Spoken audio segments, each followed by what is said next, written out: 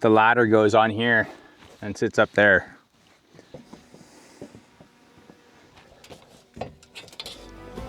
Most folks would call this place unlivable. We call it an engineering problem. Acres of northern bush, no road, no power, no easy way in.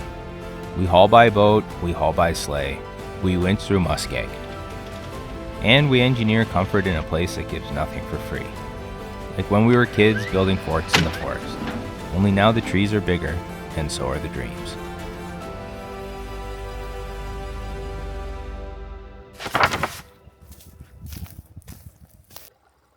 Alright, so he's gone.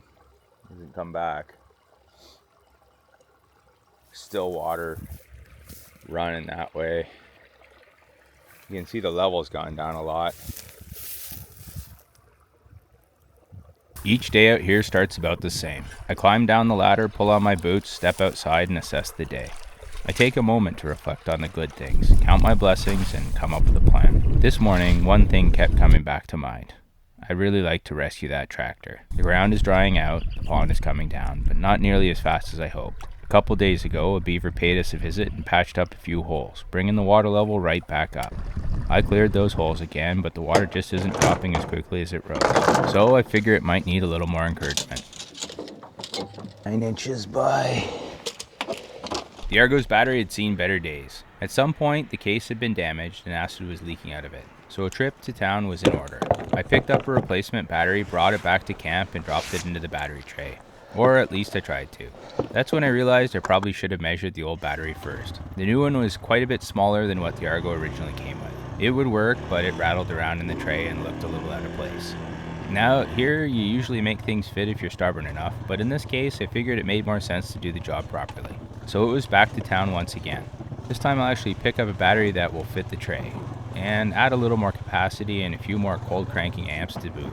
It'll cost a bit more, but when winter rolls around and the thermometer starts doing unpleasant things, I've never once regretted having too much battery.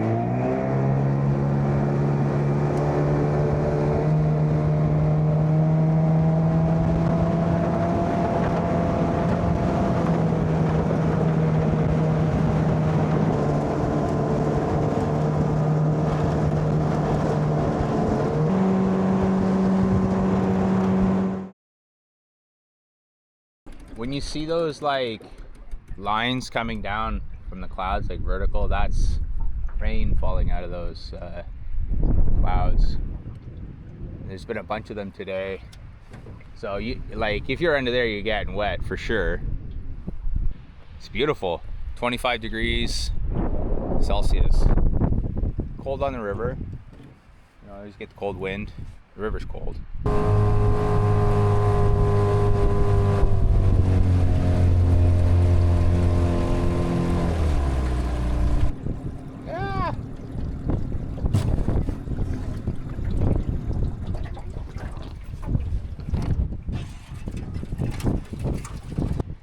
Holy crap.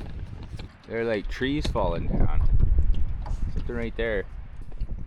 I love that big tree right there, that tall one. You can see it from the camp.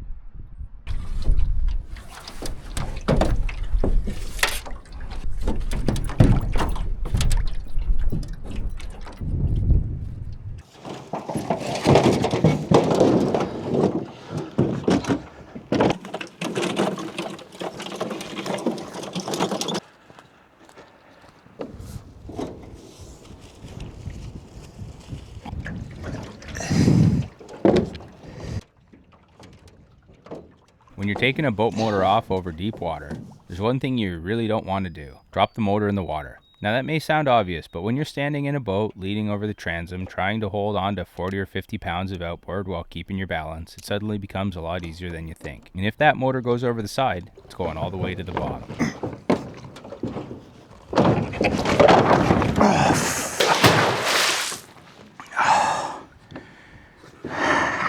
Yup, nailed the landing. Not the one I was aiming for, mind you, but landing nonetheless. Second fall.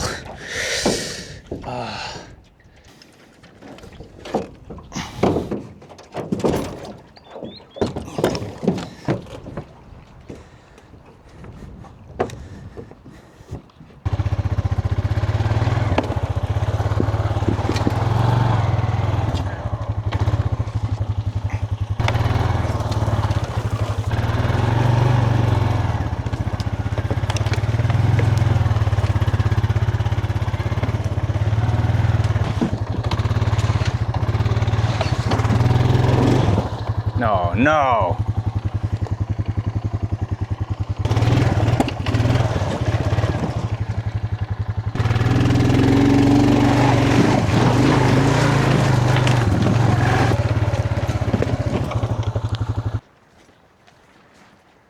I'm sitting here watching the trees bend over in the wind, and every time a big gust comes through, all I can think is, there goes another few watts. The wind turbine has been out of commission ever since the bear decided the wiring needed some modifications. So the plan is to patch the cable back together and see if I can't collect a little of this free energy before it blows off to Quebec. I can't let all this wind go to waste. There's no wind. What a mess.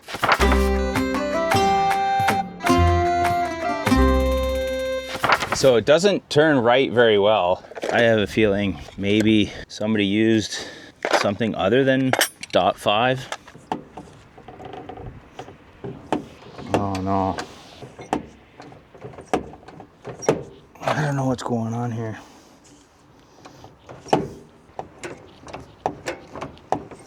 Like it should be pumping.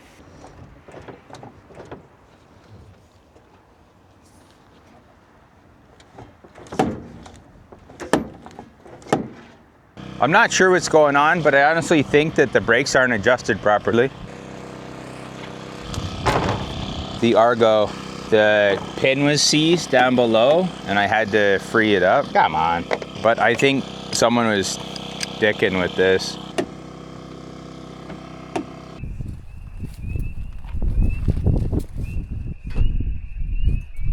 So Terry sent me these headlights. I've been using it every day. Like honestly, I don't know how I live without it. He sent me 2. They're amazing. Like I gotta search for a nut that I dropped down in here. And other people in the comments said get a head, you know. But then somebody sent one to me, and I can't live without it. I saved you the details because it wouldn't have been that exciting. But this brake here was always dropping way back, and it wasn't doing any braking. I thought, well, maybe it needed to be bled, the brakes needed bled. Turns out the cylinder was not returning. Even with the, like, I thought, oh, the adjustment, it's got plenty of play, but the thing was that the master cylinder wasn't coming all the way out. And so what I ended up doing, if you ever have this problem, figured it out on my own, was this was jammed down inside. It wasn't returning. And I got myself into a pickle because I was trying to bleed the brakes. With that not returning, you run the pressure out and you almost have no options. What I ended up doing was taking some of this .5 brake fluid, which is very expensive, like over 30 bucks a bottle. Anyways, I poured some in here. That's all it needed. I let it sit there for a while, like this was pushed down. It soaked in, and then I kind of worked it. I pulled this and pressed it in a bit, and then I worked the caliper and I used a screwdriver and I pried it back. So just a little bit of movement, I was able to get both of them free and working. And then it turns out that it needs to come a lot farther out. It's not gonna like fill the port internally unless that piece comes all the way out. And I'm sure that's what the problem was with it. So now everything's good and I can get it all put back together and tuned up. But I dropped one of the nuts, so I'm gonna have to buy another one. It's not a a big deal, a lock nut. It's like the pickup truck we use out here. I'm gonna like get the chainsaw in here, the fuel, the bar oil, and then I'm gonna go back and I'm gonna work on that path. But I need to work on that trail so that I have a way to get in and out. Can throw the roof on, or the wood on the roof, and I can start working on the roof of the cab.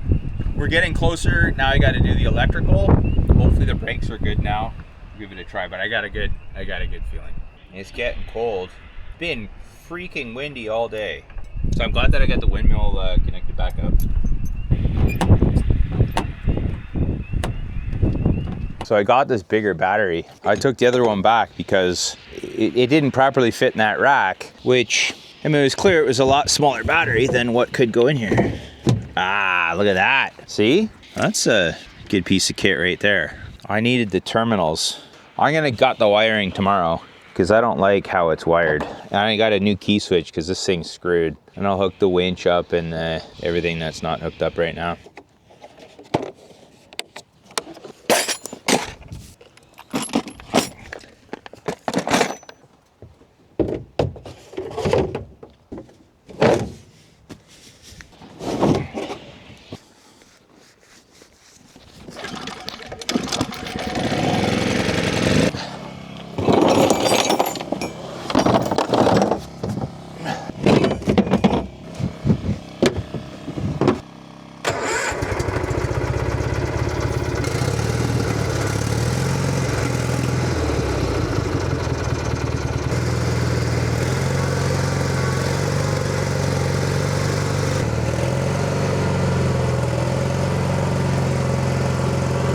Ah, there's something still wrong with the right brake. It's not releasing now, I don't know why. It's weird. Well, tomorrow's another day. Yeah, I don't always fix everything the first time. Making progress though. Definitely making progress with this puppy. Let's close it up for the night.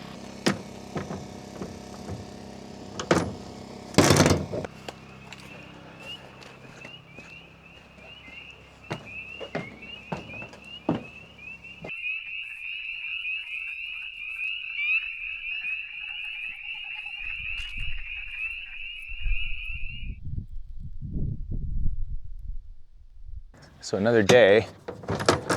We're kind of up against the clock here because this is going to be the last sunny day, and then we got a couple days of rain.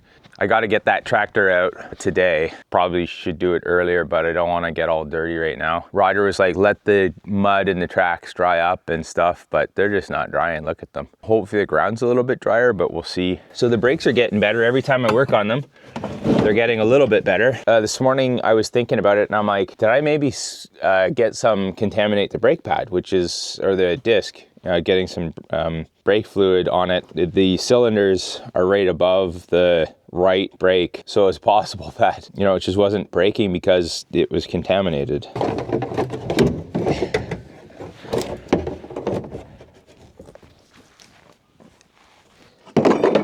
It looks like that brake has released. I just cranked it so much that it just jammed. Oh.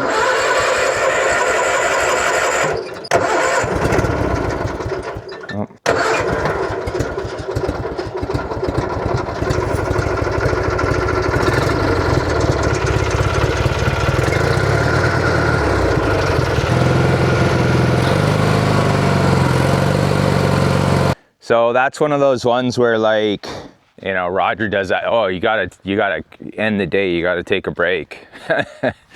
And I guess it was true. The brake freed itself up overnight, just released the pressure. Now I probably need to give it a little shot of oil or something on the pin. Let's get some brake cleaner. I had some brake cleaner somewhere. I think it'll burn itself off.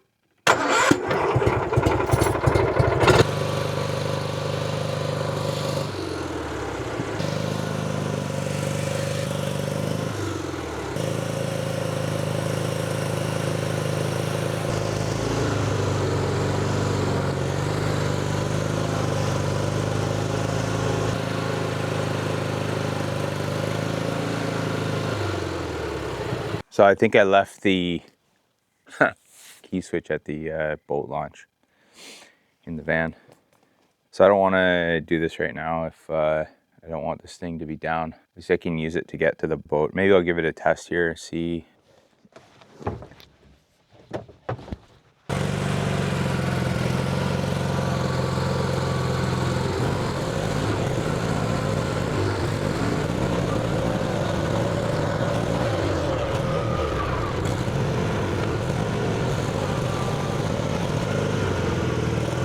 I've never come this way with the Argo before.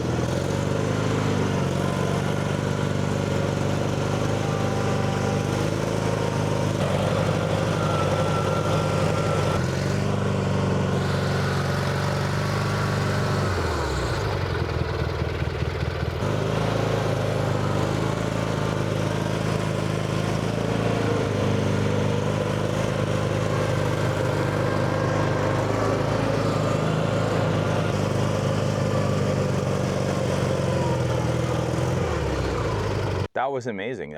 It hasn't run like that in a while. I think the brakes are, I don't want to speak too soon. I don't knock on plastic, but yeah, once they get the electrical stuff fixed, it's going to be amazing. The blower fans, this has a blower fan that blows air on the brakes to keep them cool. That blower takes more power than what the alternator will generate at idle. It's fine when it's running, but not when it's idling. But I'm gonna put it on a switch so that I can click the blower on when I'm running, but if I'm idling or whatever, I'll keep it off. Everything, it's ridiculous how this thing's wired. I honestly can't figure it out. So just cut all the wires out and start over again. That's the best thing to do.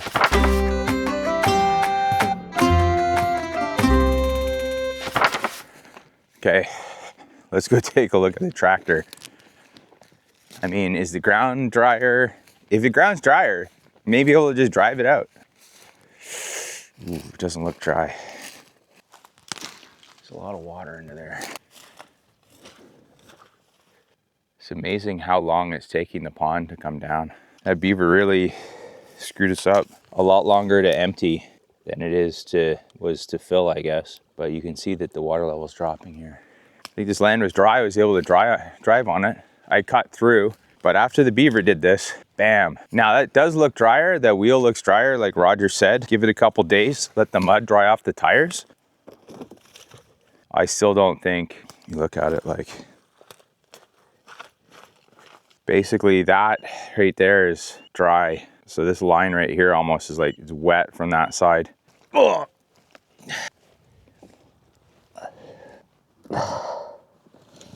Okay. There we go. I can probably slide the wood out. It looks like this wood can come out. I'll get it out.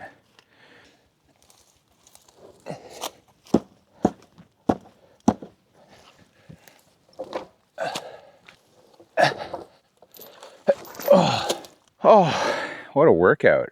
So this one, there's a couple possibilities. Roger felt, once the tire is full of mud, it's just slipping, which, yeah, 100% agree with. And he said, let it dry. That's what they do with the big trucks. The mud will be out of the tracks and it'll go. I need to get this tire up somehow. So it's risky if I just do it as is. As Roger said, get the mud out of the, let the mud dry. So once it's out of the tread, it'll actually have a chance of getting some traction. And I think he's right there. Taking stock, there's a chain on that one I got to get out. I don't want to spin the tire though. I prefer to drive it out. Is this tire here that is not going to move. That one will run for a bit, but it's going to get stuck again, I think, because it's wet. Try and get my other chain. One option is to just temporarily put a chain on a piece of 2x6 here, so that as it goes around, it'll hit the mud and it will like pick it up. I gotta turn the tractor away from the dam. Now the tractor has differential brakes, so I can put the brake on just on that side and let it, just this one, do the work to get it to go around. if I do put a piece of wood on here, there's no room for it to get past the bush hog. I don't want to drop the bush hog because that's going to create another problem of trying to get the bush hog out of here. You got to be careful that you're not touching the valve stem. The valve stem is in here. The valve stem is inside the rim. So you always got to be sure that you're not going through one with the valve stem. I'll chain this piece of wood like this so that when the tire gets going, it's going to come over, and use this to help it out of the mud. And I'll put the brake on the other side so that only this tire will go, and we'll get this tractor straightened out and both wheels on top. And at that point, once I get over, I got to be careful not to bring this wood all the way past the bush hog.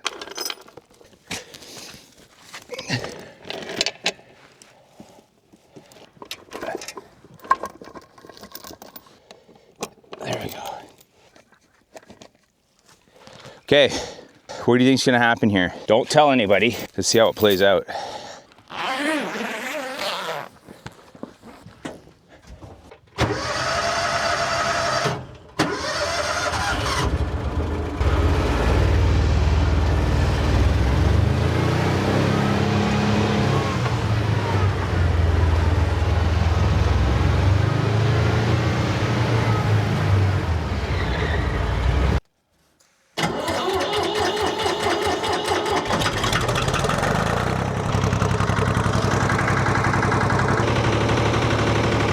So I'm gonna hold the left brake, keep this wheel steady.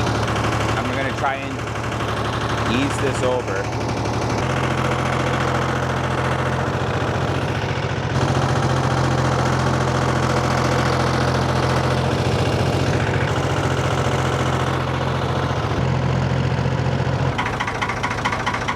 So this chain got out of the way.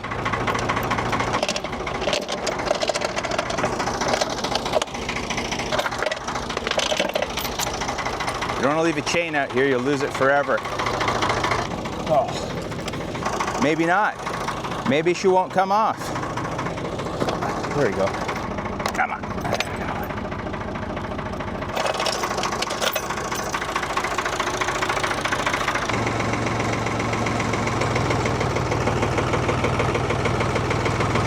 Yeah! That wasn't too bad.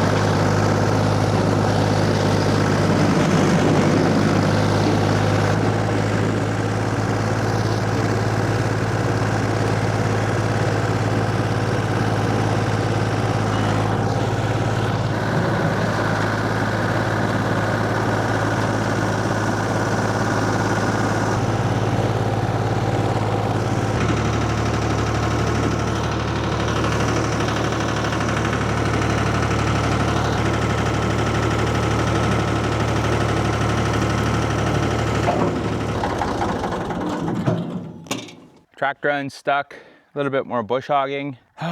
Made some progress. What to do next?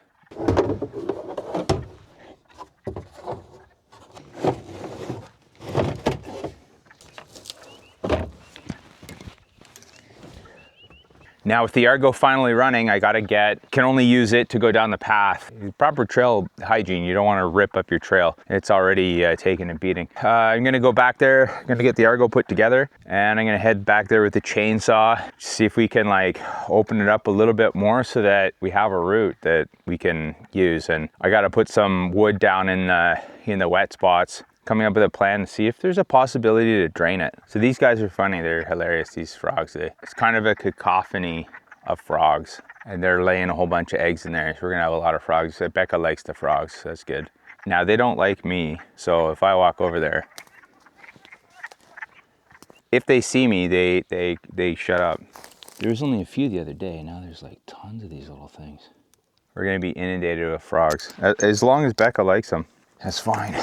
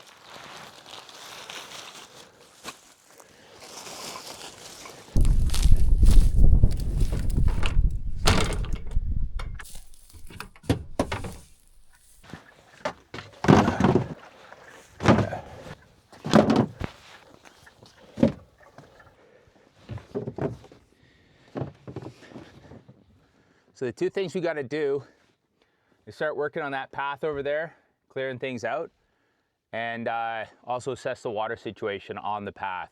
What can we do? I got some ideas. Let's give it a try.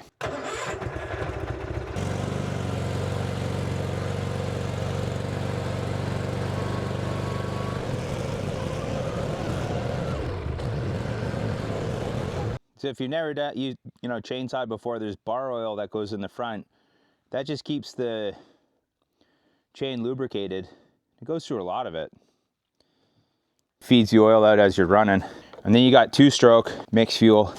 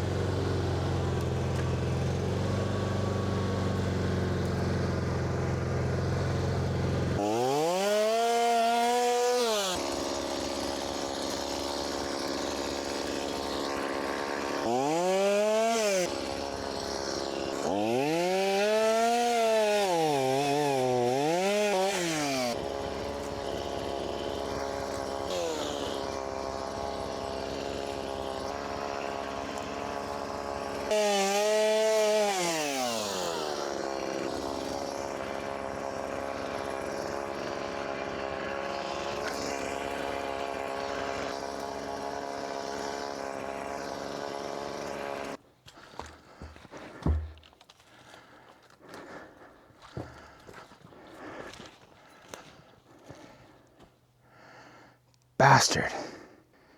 Destroyed my life jacket. That's not good.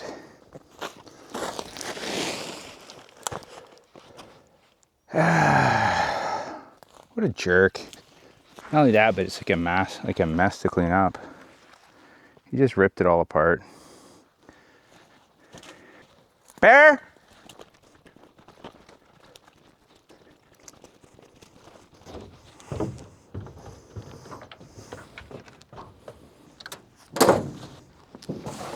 Brand new life jacket too.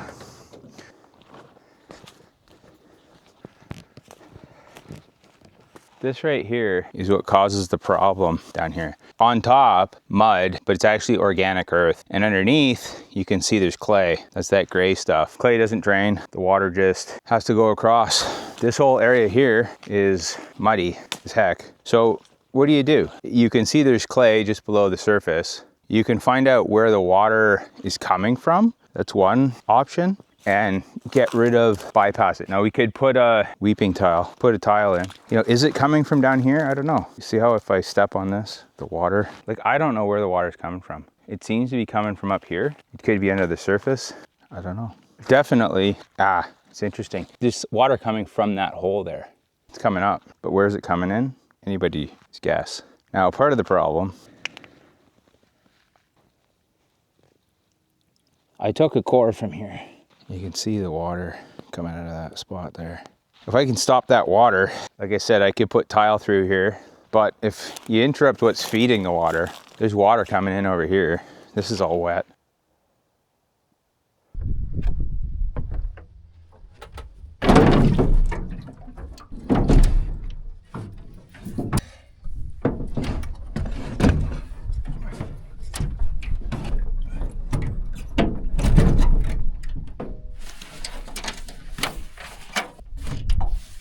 So I was carrying this battery that's broken. It's got a hole in it. I poured the battery acid on my pants by accident and it splashed here on my pants. The boat's loaded, but I need to get a change of clothes, which means I basically have to drive the Argo. Now, before anybody gets the wrong idea, this wasn't one of those kinds of videos. Battery acid made a management decision and my pants were no longer part of the plan.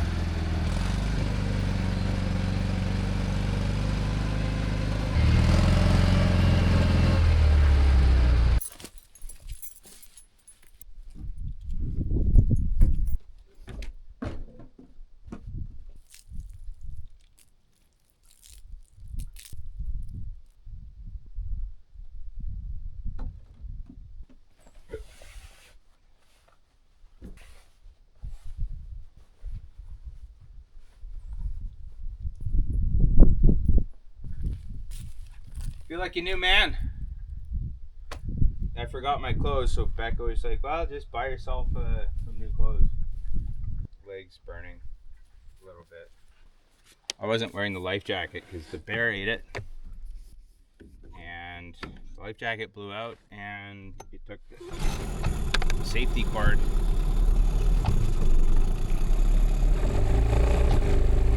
It scared the heck out of me.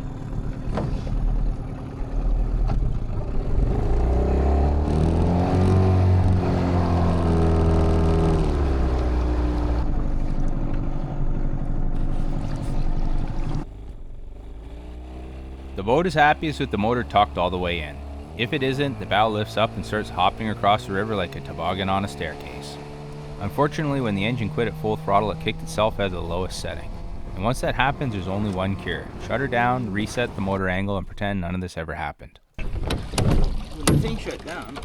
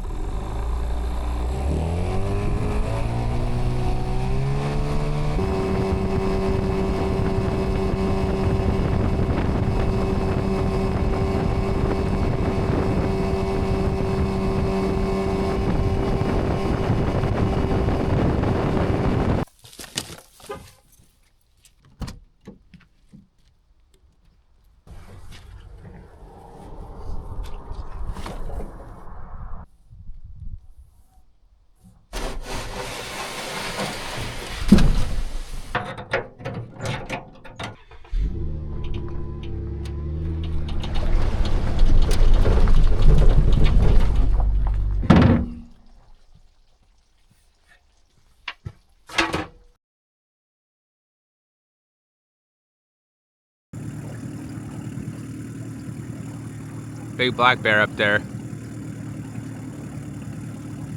Oh, he's going for a run.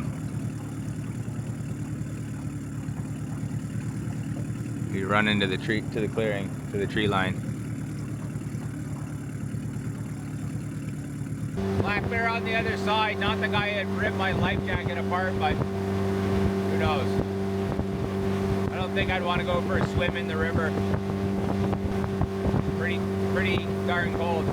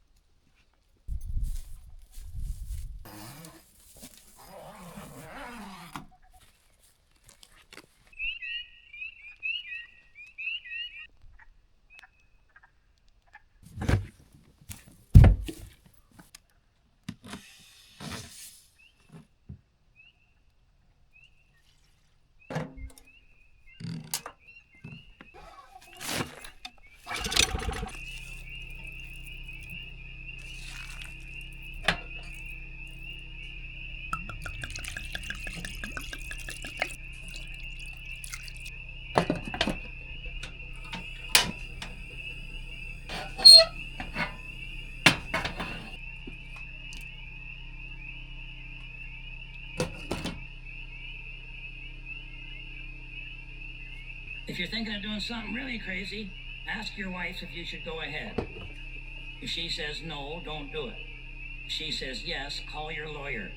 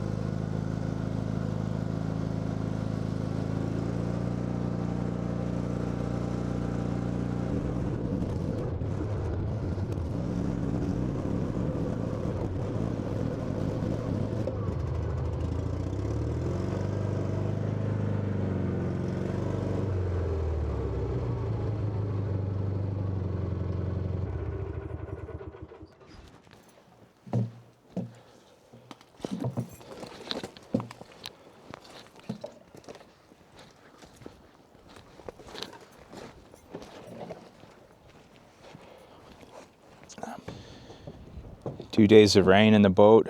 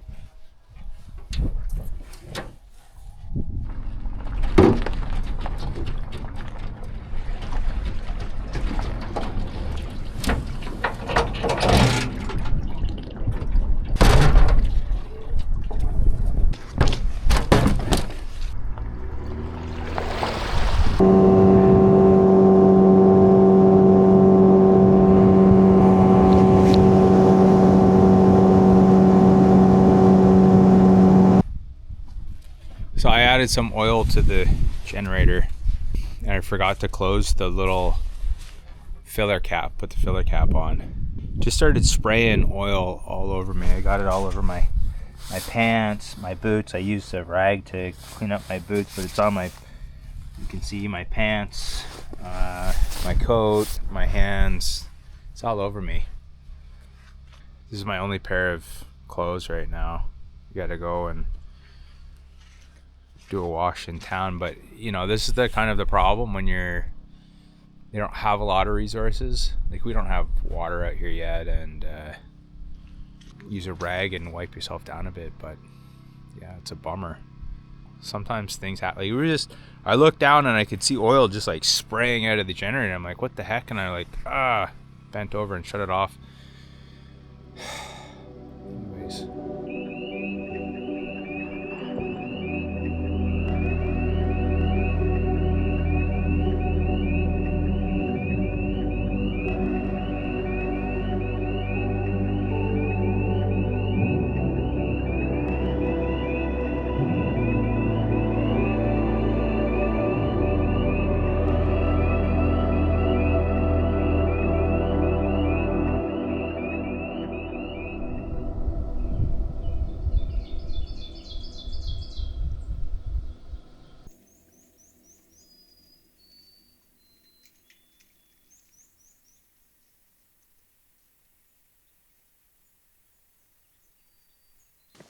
Good to be strapping on the old tool belt again.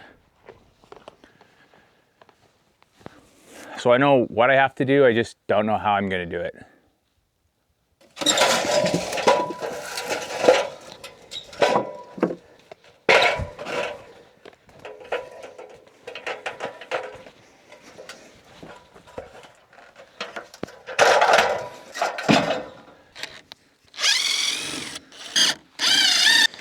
Come on.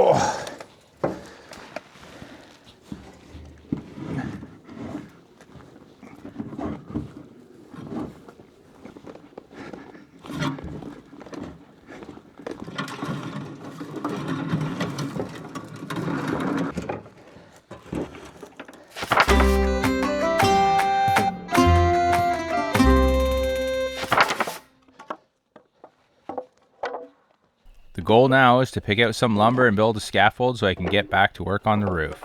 Now when you got a 50-degree roof, you're not really standing on it. You're more negotiating with gravity. Normally roofers would use roof jacks, and that means driving fasteners through the roof assembly. When spending a ton of time installing membranes, foam, tape, and everything else that's supposed to keep water out, poking holes through it seems a little counterproductive. So instead, I'm building a scaffold designed to support a ladder laid flat against the roof. The ladder spreads my weight out, gives me something to stand on, and most importantly, reduces the likelihood of me arriving at ground level ahead of schedule. Gonna space these out.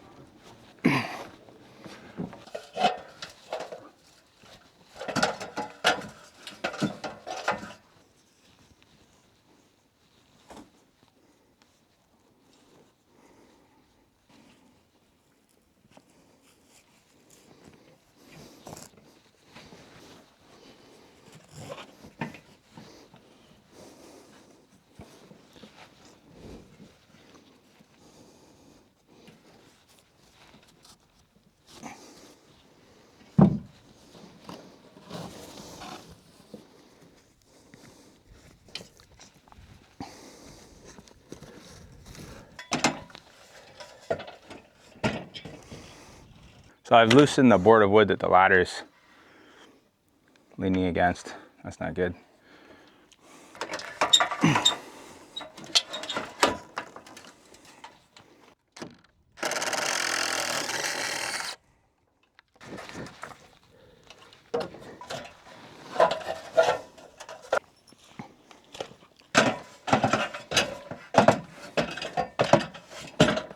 Oh.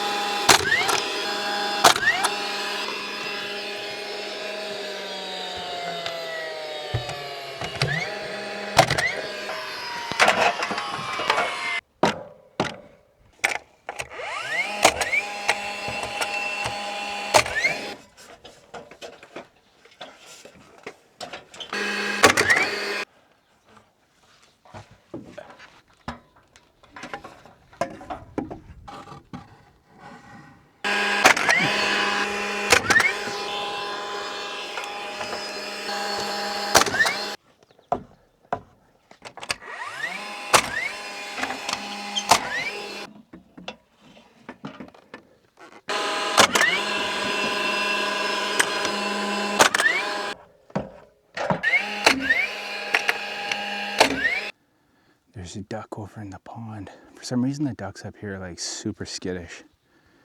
But there's a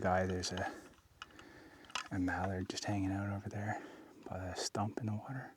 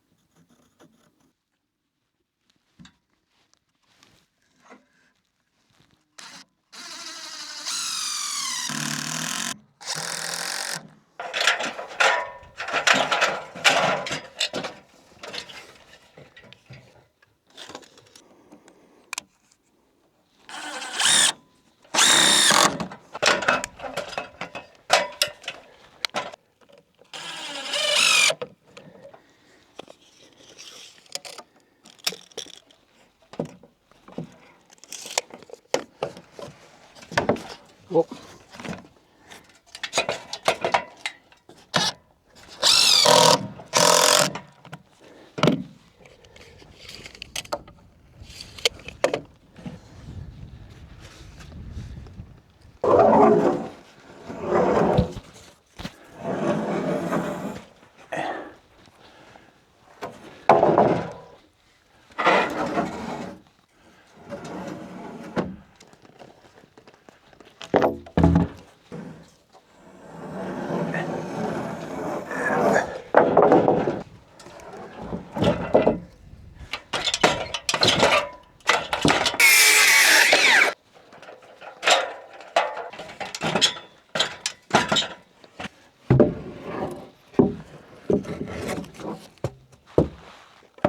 That's not good.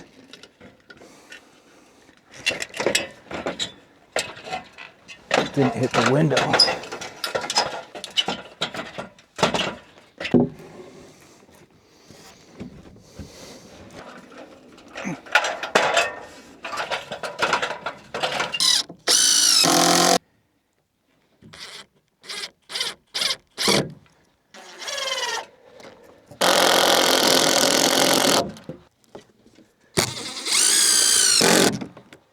I think he's gonna work. That ain't going nowhere. So this is basically, the ladder goes on here and sits up there.